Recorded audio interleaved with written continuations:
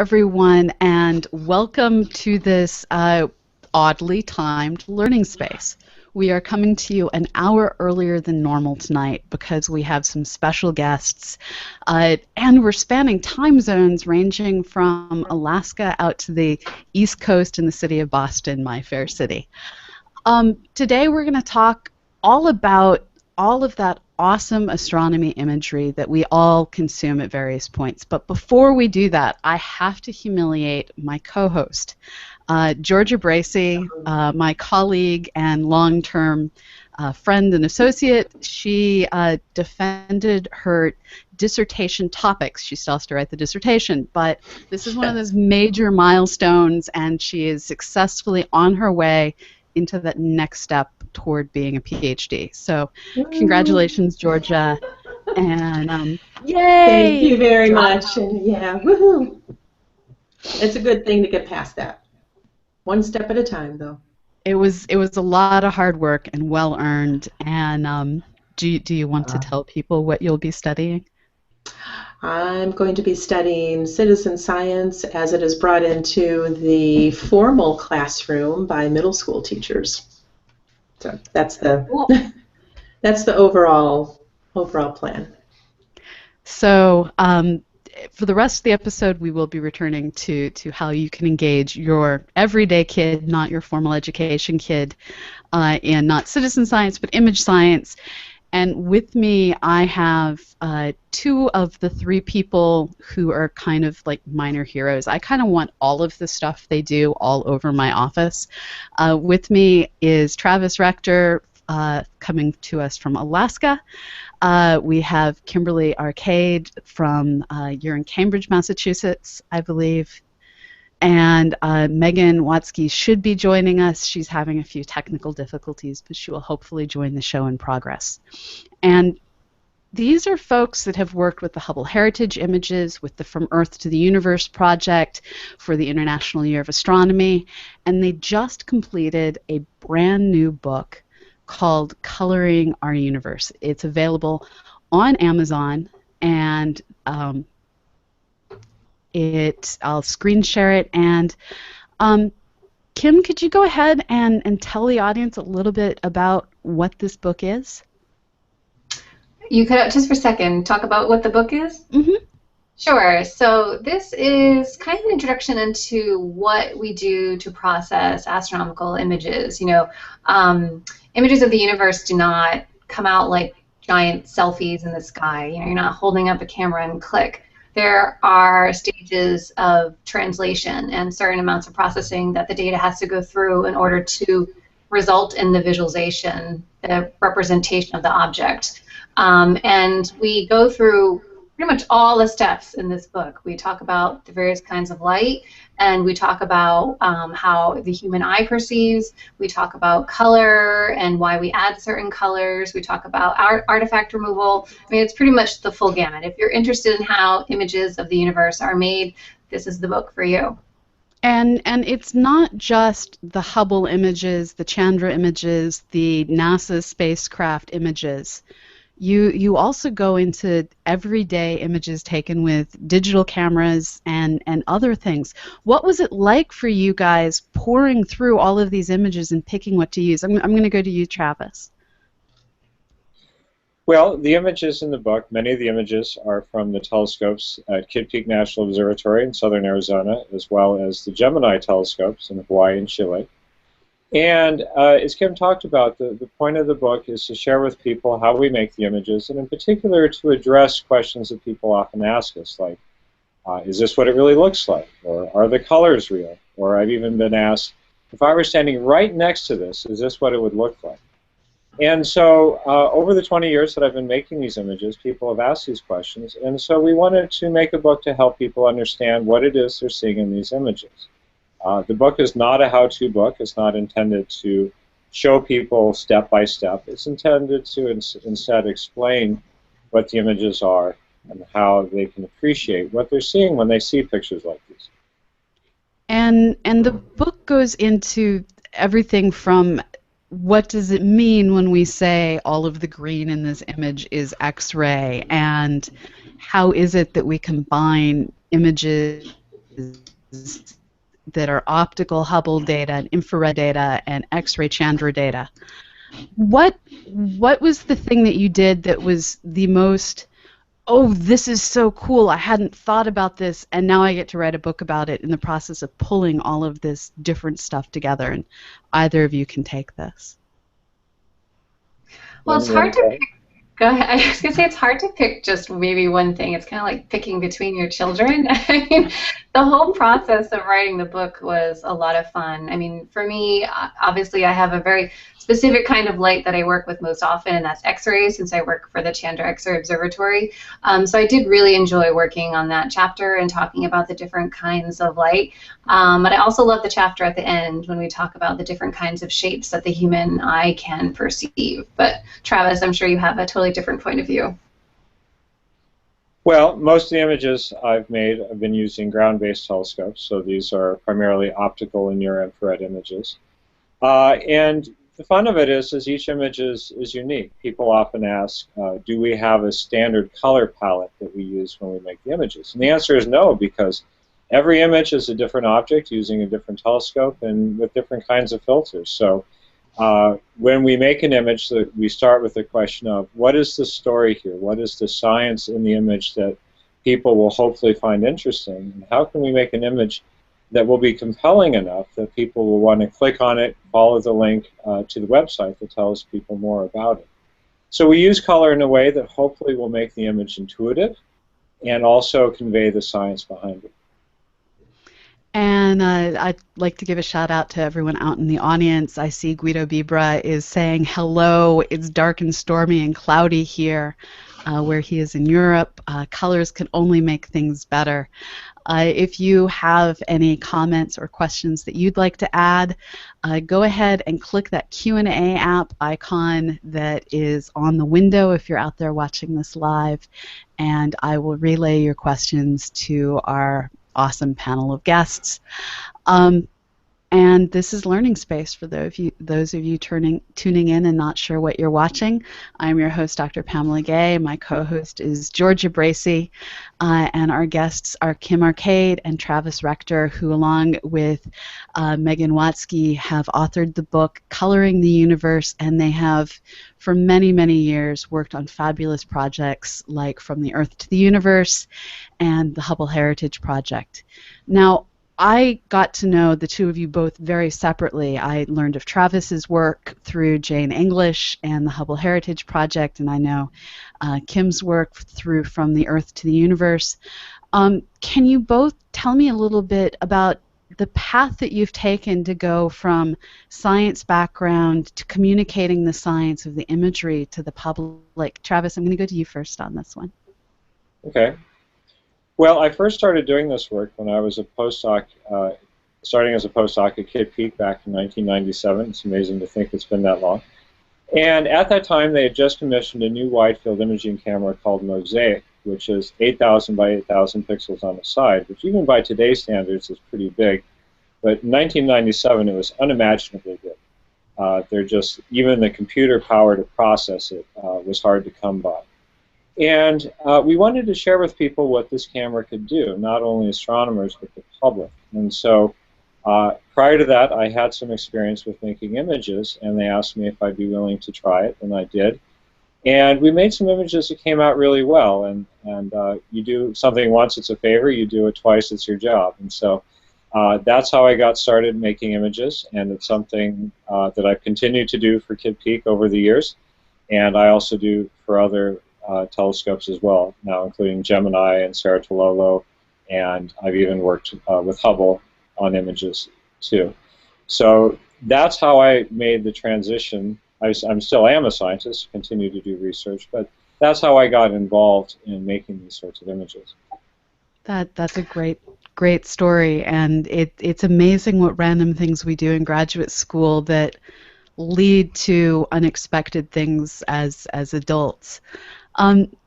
Kim, how did you wend your way here? My path is not quite so straight. It's a little bit, I guess, jagged. I actually did my undergraduate work in biology, I was studying parasites, so parasitology, things like ticks and fleas and the parasites that they carry and can transmit to humans to cause things like Lyme disease and Legionnaire's disease. But around the time I was graduating, I started getting into computer science. So I went to grad school for that, and I was really interested in how you represent data of any kind of science, really. Equal opportunity as far as the types of sciences that I enjoy. And at the same time, I had just recently been hired for the Chandrax Observatory, which is one of NASA's great observatories that was about to launch. So it was kind of a great time to join the mission. It was really exciting. I mean, you know, nail-biting times around the launch and everything. And then after I was working with the mission, I started working on the data from the Chandrax Observatory, and it's very interesting data to work with. There's not a lot of photons. There are a lot of special issues that you have to deal with when you're working with X-rays versus optical light that has a lot more photons to work with. And at the same time, I started doing another graduate program in image and meaning research. So my sort of half of my job would be doing the work of creating images, and then the other half of the job would actually be things like researching how people perceive the images, because, you know, like we mentioned earlier, that this process is a translation. So it really is in the person who's creating the image. You know, they have essentially the power to create something, but if you don't understand how that image is being perceived on the user end, you're really losing some important information. So it's kind of a hodgepodge how I've gotten here, but it's been a great ride, regardless.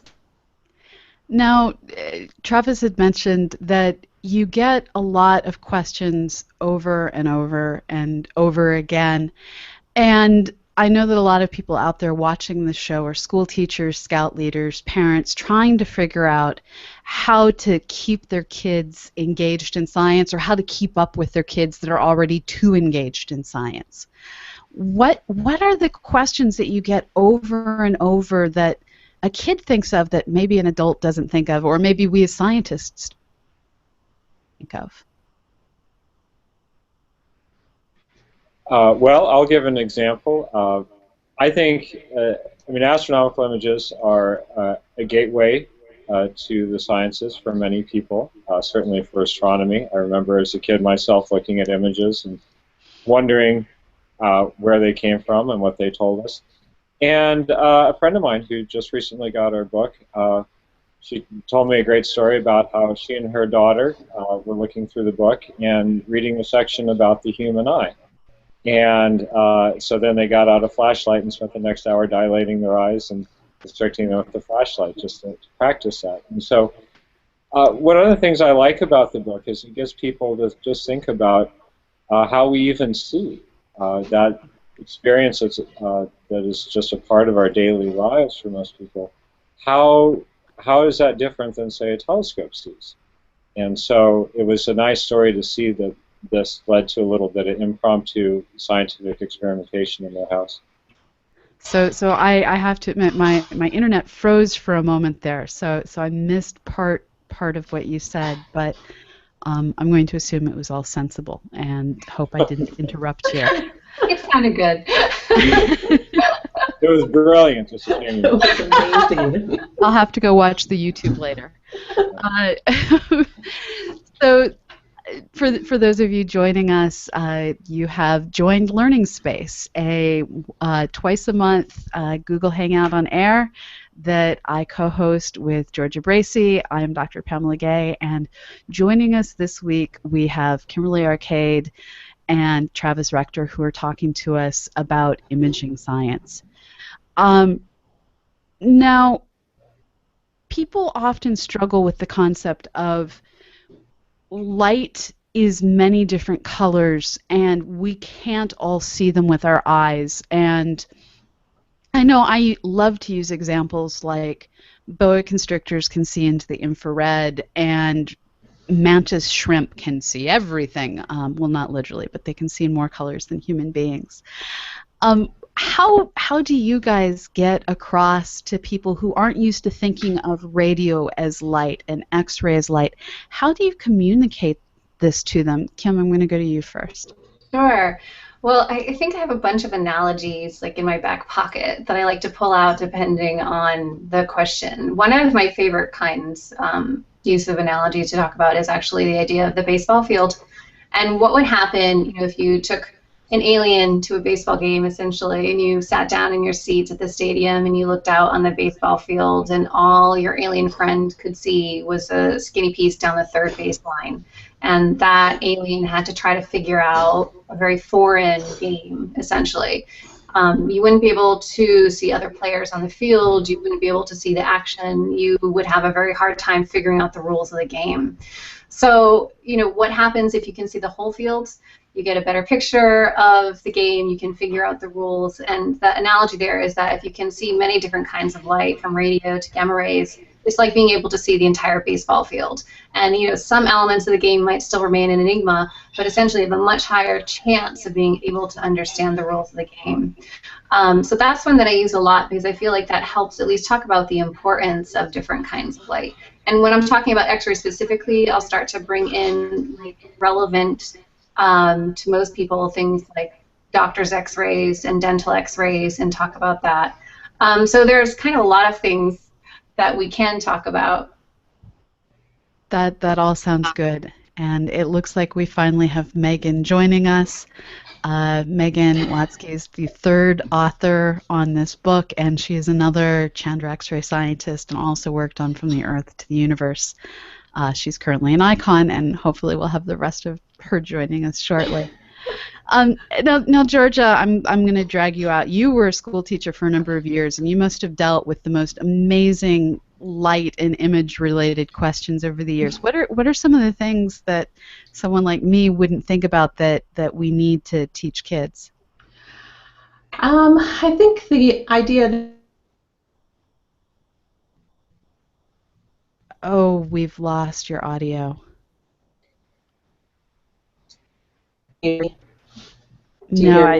Now I can hear you. Can you try that again? Okay, how about now? Yeah, you're back. I'll try not to move. I think the idea that there's much more to the spectrum, as you guys have been talking about, than we normally experience is a big thing, and it's a really difficult thing to sort of try to make any sort of connection to. So, like Kim, what you were saying, using these analogies that connect the idea of this broader spectrum to something we can really, relate to in everyday life is great. And I think one of, the questions one of my kids would have asked is, well, what's the real color of something? So when you talk about, you can see in different kinds of lights, and so it looks different.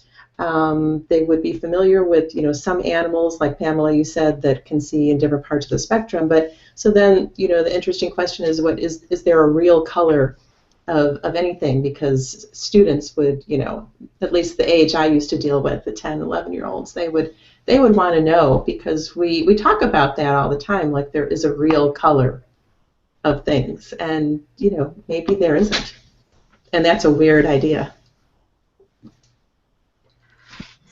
So how do you go about getting the concept of colors across, where we're taking a number that corresponds to a temperature, which is the energy of a photon, and we're translating it into colors that are selected to both represent science but also to be artistic and pleasing? What is your process in both doing the process and explaining it out to others? Kim? Sure. I mean, for us, I think, as Travis mentioned earlier, it's all about the data. The data really drives the story. So every image that we look at is completely unique. And I liked the comment earlier from our listener, I forget the name that you mentioned, but that color makes it better. I mean, to me, adding color to an X-ray image specifically, in our case, it's adding information that you can't get otherwise. It's adding to the information quotient of the image by adding color. It'd be like looking at a weather map without a color scheme. It's hard to differentiate where the cooler areas are from the hotter areas unless you have some sort of visual marker.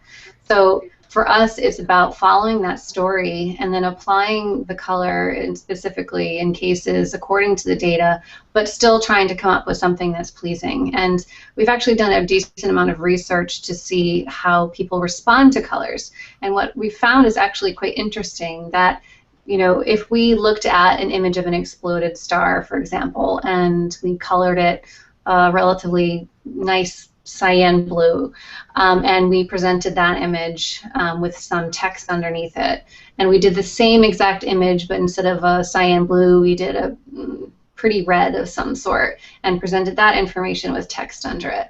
When we present those images without text, people didn't really have a preference for either image. But as soon as we presented the images with text, the appreciation of both of the images went up, and it didn't matter which color it was. So it was a really interesting result to be able to see that color matters, but it was really being able to present the context of the image that mattered to the aesthetic enjoyment of the image. And that was kind of a bit of a breakthrough for us, to be honest. I hadn't expected that at all. That's really kind of neat to think about, that human beings don't have that kind of preference. Travis, what sorts of things have you had similar experiences to this breakthrough in putting things together and realizing what does and doesn't matter? Well, one thing I want to emphasize is that when we make these images, we aren't doing color by numbers. I don't want people to think that we're saying, oh, let's make this part blue and this part over here green, and oh, this would be pretty if it's red. Instead, what we do is we decide what colors to use for the different types of data we have.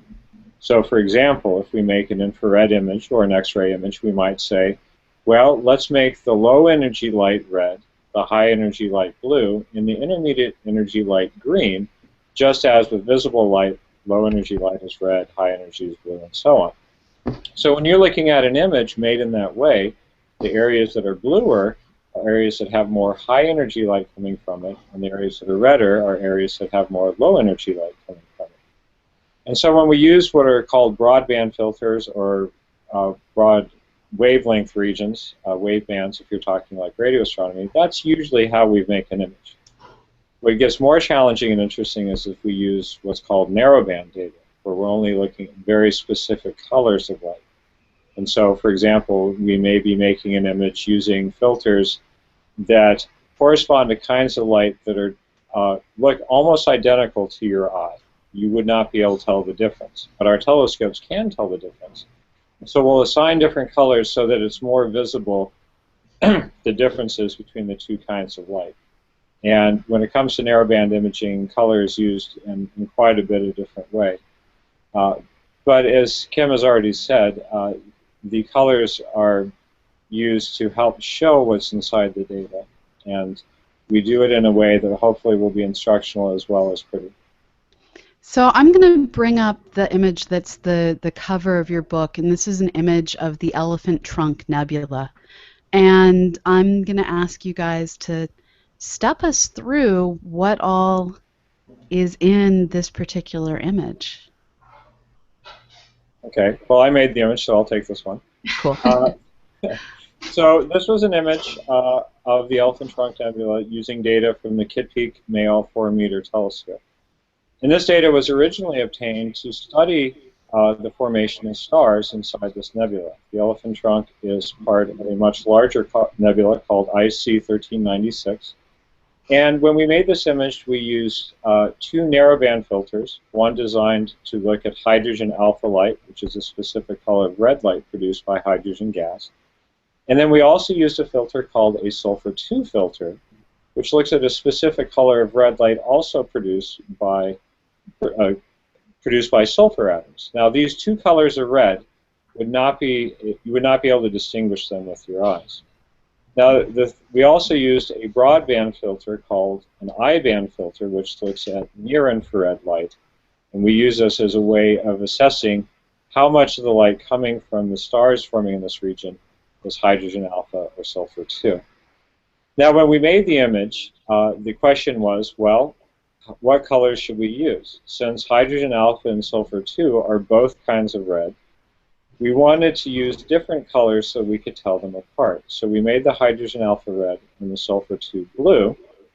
And then we made the I-band filter orange so that the stars would have a more natural color. And that is how this image was created. Now, one thing I want to point out is that the cover of the book, we did a special effect where the bottom half of the image is without color, so you can see how the data transitions from a black and white image to a color image, and it'll be clear that in the color portion, the top half of the image, you can see more detail because of the color in there. That's actually a really cool effect that I now feel really dumb for not noticing earlier. That's kind of awesome. Now, this book is a really beautiful coffee table book, but it's not the only thing that the group of you have produced. Can you tell our audience a little bit about where they might encounter your work and what things you have out there that can be used to maybe captivate children bored over Thanksgiving? Kim, I'm going to go to you first. Sure. Well, actually, right now it's the International Year of Light, and we have exhibits for that up in about 650 different locations, which has been really, really cool to see.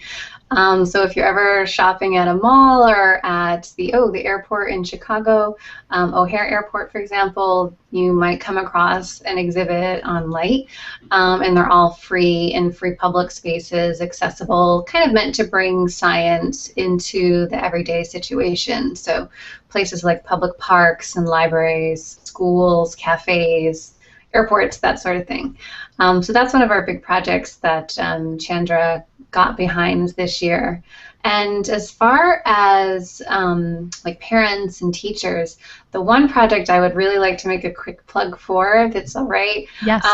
For the upcoming Hour of Code. I know a number of schools in the U.S. are participating, but even if a school isn't participating and a parent wants to do it on his or her own, we have an activity that we created last year with Google that is essentially kind of what we talk about in the book. You get real NASA data sets to work with, and the kids go on to a simple open source application to do some very basic coding to essentially montage the images together, add color, and create a composite image like we do in our day jobs.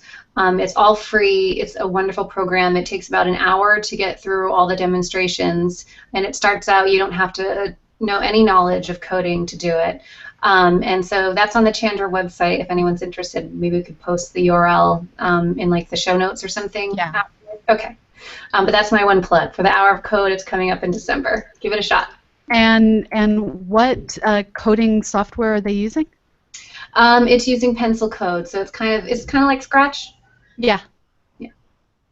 And I'll go ahead and share the website out with the audience. So this is their website. If I just Googled Chandra Hour of Code to find it, and I will put the link in the show notes. But it shows you, so here's a beautiful image. I'm feeling like I should know exactly what this Messier object is, and I'm blanking on its name. The Pinwheel Galaxy, I think that one is. Pinwheel, okay. And it goes through, gives examples, has tutorial videos. So go out, get involved, get your kids learning how to deal with our high-tech, data-rich future. This looks really awesome. So Travis, where would you send the bored child during Thanksgiving so that they can escape into science? Well, if people are interested in seeing images, then the internet is a wonderful place to look. Most of the major observatories, including obviously Hubble and Chandra, but also Kitt Peak and Gemini, have wonderful image galleries. And one of the things we do in the image galleries is include information about how the images are made. And so for people who are interested in understanding what do the colors mean, they can look at that and learn more about it. And so I think it's a great way to look at different images of different objects and get a feeling for what the telescopes do. And so, for example, if you look at a single object, but look at it, the images taken by many different telescopes of that object, then you can do that. And so that would be a great way to spend one's time. There's a great website called AstroPix that is being run out of IPAC. And it's a great place to find images of many different objects. And you can put in the name of the object and see all the different images taken of that by many different observatories. And a lot of these repositories can get very overwhelming very quickly, especially the planetary science ones. In order to help people get a leg up, we created a fairly generic tutorial over on our learning space. It's the Educator Zone blog, where we tell people how they can get into NASA's Skyview Virtual Observatory, which has data from all of the big observatories. You can get Chandra data there, you can get Sloan Digital Sky Survey data there. It's an amazingly rich repository.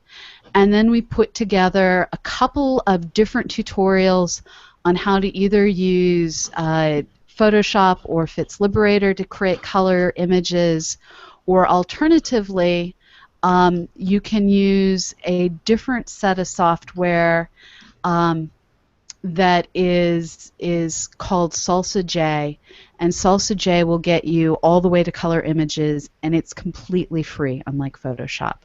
So feel free to go ahead and check that out, and it's not as awesome as the coding challenge that Kim has up on the Chandra site, but it's a good, quick, and dirty way to get started with images. Looks great. So there's so many amazing images out there. As we get ready to wrap this up, I know we all have our personal favorite. Can you each share what your favorite image is, and I'll try and pull it up to share with the audience? Go to you first. Who first? Me? Yeah. Okay. Again, I have to say it's like picking a favorite child. It's not something you feel like you should ever do. And of course, I don't have a favorite. But I would have to say the one that I'm most attached to would be Cassiopeia A. Chandra has taken images of Cassiopeia A many times over its 16-year lifespan, and so the data set is very rich. And the data is so rich that not only do we have the exploded star that's about 10,000 light years away from us in 3 colors and really rich detail, but we also have time-lapse movies showing it expand over time. And we were able to use some special software adapted from brain imaging software, Cool.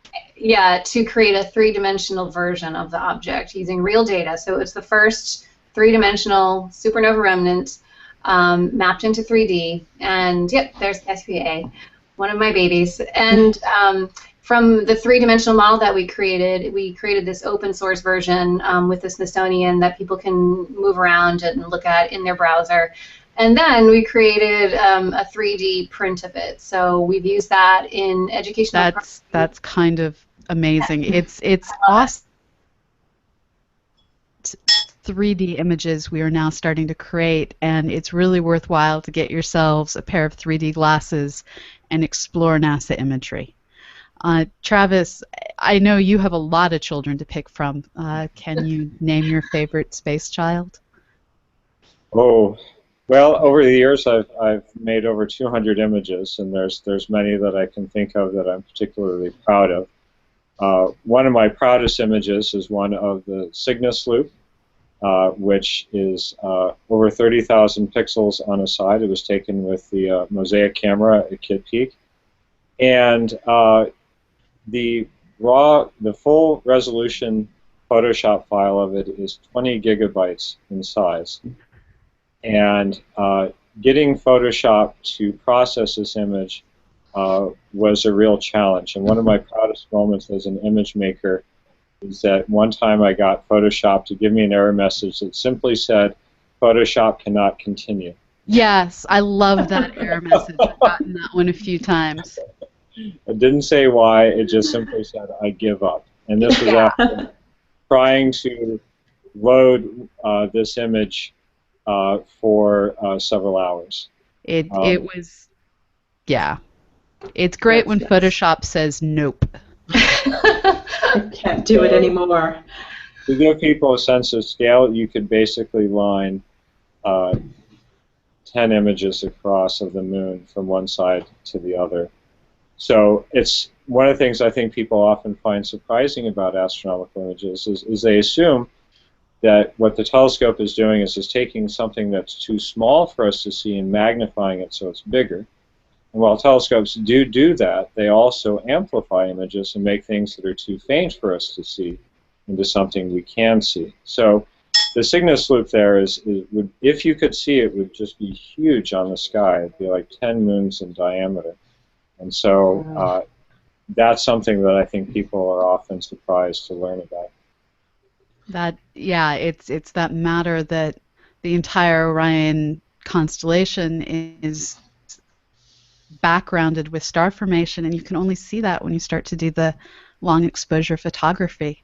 Mm-hmm. And there are things the size of our hand on the sky that are beautifully colored that are just beyond what our small couple dozen millimeter across retinas can handle. This is why we need telescopes. So this has been amazing. If people want to find out more about what you do and follow all of your great image creations, where can they click to learn more, Travis? Well, the best place to start is we do have a website for our book. It's called coloringtheuniverse.com. And included on that website is an image gallery that includes many of the images that are in our book. The book has over 300 images, and we don't have them all on the website. So that's a good place to start. And we do also have links to other image galleries there as well. And where can people find out more about the things you're doing outside of the book? I have a personal website that is most easily found by just Googling my name, Travis Rector, and that is a website where I include all of the astronomical images that I've taken over the years. And this, I believe, would be aftar.uaa.alaska.edu. And yes, unfortunately, it's a terrible name for hopefully a compelling website. We all have made mistakes. Kim, where can people find out about things that you're doing? Well, chandra.si.edu is always a good place to see what my day job stuff is, and I try to post to Twitter a few times a day too. That's a place where I combine all my projects and various books and talks and stuff like that. So that's at Kimberly Cowell, Kowal. Thank you. And this has been a great episode, and thank you everyone out there joining us. We will be doing this again, and